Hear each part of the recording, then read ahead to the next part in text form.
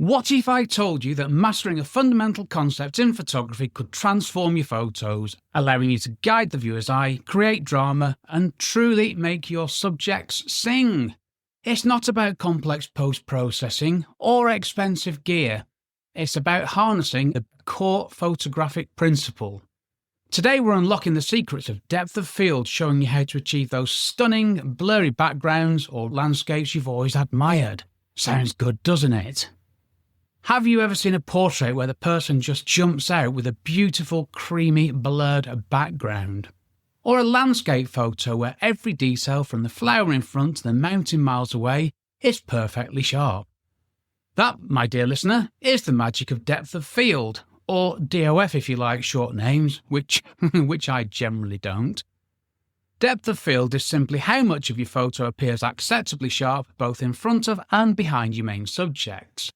It's one of your most powerful creative tools, allowing you to guide the viewer's eye, create drama, or tell a story. It's all about playing with focus, choosing not just what is sharp, but how much is sharp around it, and also what isn't sharp. Now, when we talk about controlling depth of field, we're mostly talking about aperture, and that's the opening in your lens. But it's not just aperture, oh no, it's not. It's also about how close you are to the subject and your lens's focal length. Now, if you get these three things working together, you'll be creating stunning, professional-looking photos that truly stand out. So stop just snapping and start crafting with purpose. Yes, really. And I need to get this out of the way. Depth of field is the term we use, but I use the term depth of sharpness because that's what it is. There you go, I've got it out of the way. I'm going to behave, I'm going to get on with the episode, and I'm going to call it depth of field. Okay, I'm going to be a good boy in this one. Right, that was the longer than ever introduction. Hello and welcome to the Photography Explained podcast. And a very good morning, good afternoon, or good evening to you, wherever you are in the world, and whatever time of day you are listening to me. I'm your host Rick, and in each episode I try to explain one photographic thing to you in plain English in less than 27 minutes-ish, without the irrelevant details. Yes, really.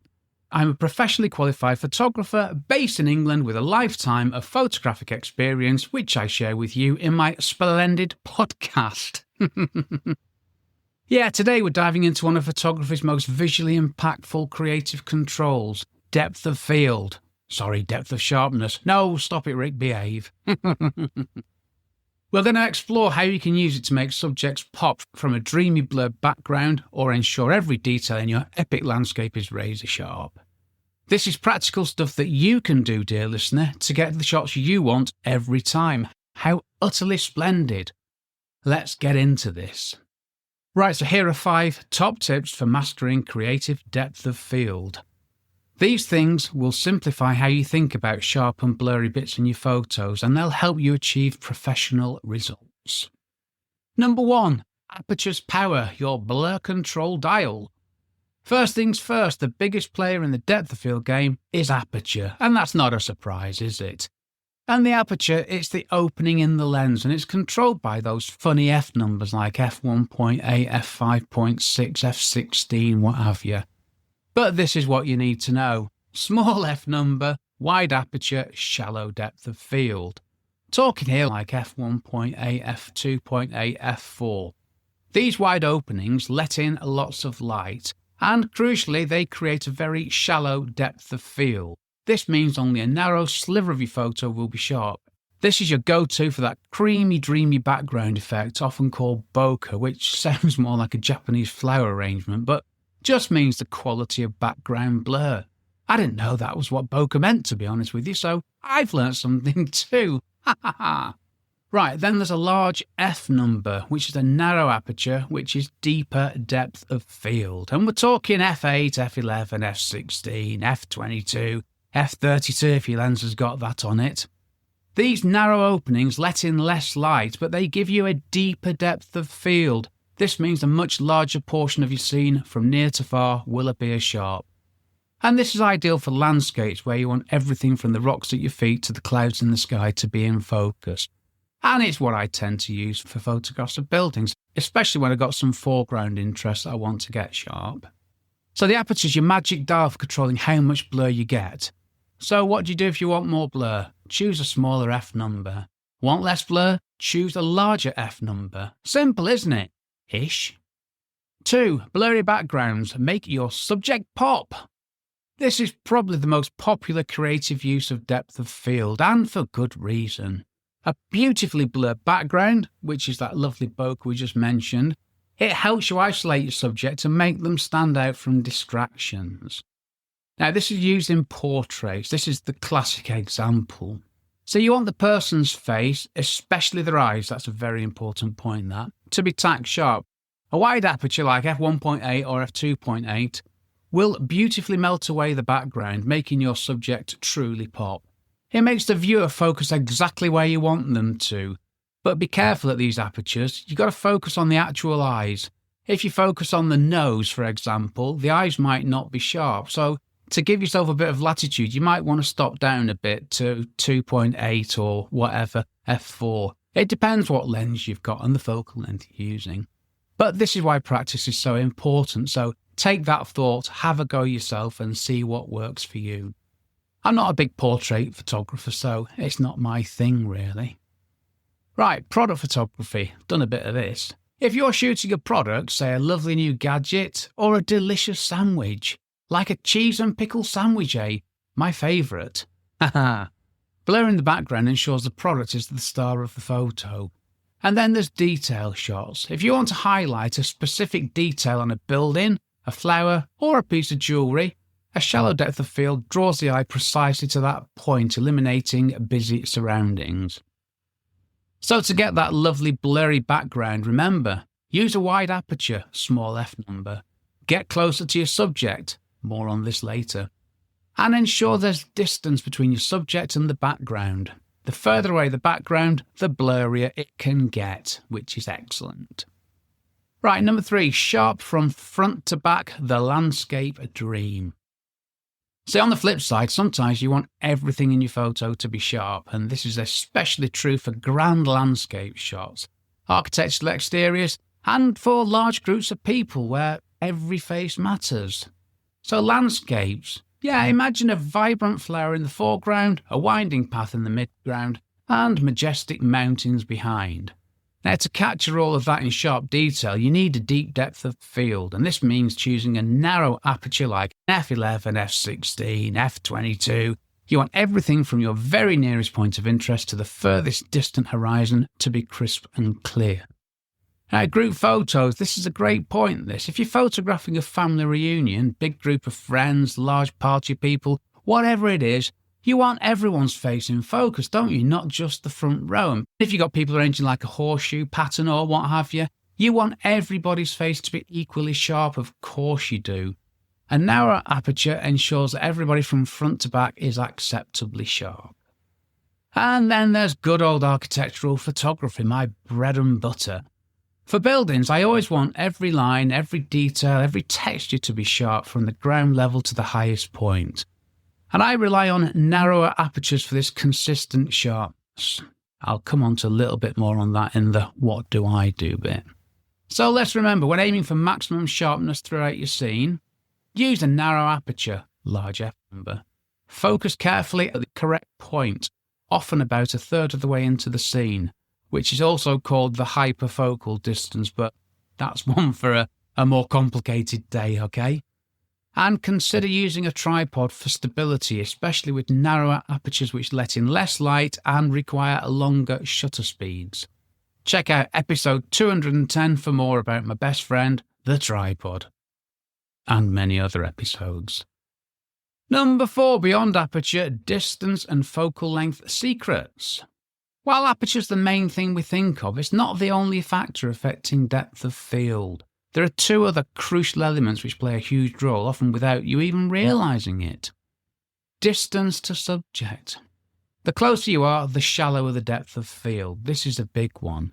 If you take a photo of a flower from a foot away, the background will be much blurrier than if you take the same photo from 10 feet away, even if your aperture stays the same. So for that lovely blurry background, don't just open your aperture wide, get closer to your subject. And the further you are, the deeper the depth of field. See, If you want everything sharp, getting further away from your subject and the scene, that'll naturally increase the depth of field. And then we've got the other factor, the focal length of your lens. A longer lens equals a shallower depth of field. When I say a longer lens, I mean a longer focal length or a bigger number. Let's give you an example. A 200mm telephoto lens gives you much shallower depth of field at the same aperture and subject distance compared to a 24mm wide-angle lens. And this is why telephoto lenses are popular for sports and wildlife photography. Not only are you getting close to the subject matter, you're isolating the subject beautifully.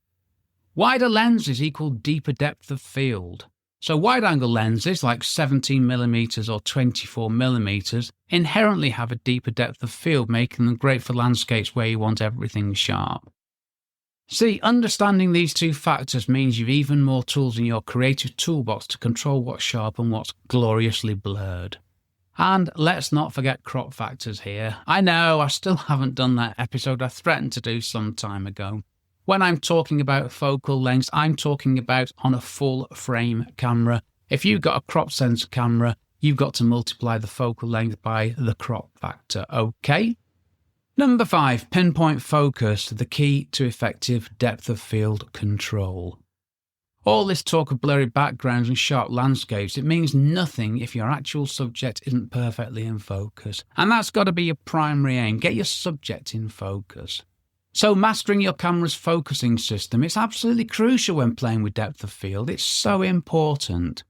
Make sure your camera's autofocus point is directly on the most important part of the subject. Which for a portrait, that's the eyes. And if you're using a shallow depth of field, a tiny misfocus, it will be obvious and it will ruin a photo. If you haven't got your main subject in photo, you can't change that afterwards. Your photo's no good, so it's very, very important. And we need to talk about recomposing here. If you're after shallow depth of field, be careful if you focus on your subject and then move your camera to recompose. This can shift your focus plane slightly, making your subject less sharp. It's often better to select an autofocus point, easy for you to say, Rick, that aligns with your subject where you want it in the frame. And this is where back button focus, which I use, can be a game changer. Manual focus when needed. For very precise work, especially in low light or with static subjects like architectural details or macro photography, manual focus can offer pinpoint accuracy. Although, as I said before, my old eyes prefer to let my newer camera do the focusing. And if you use manual focusing, let me know.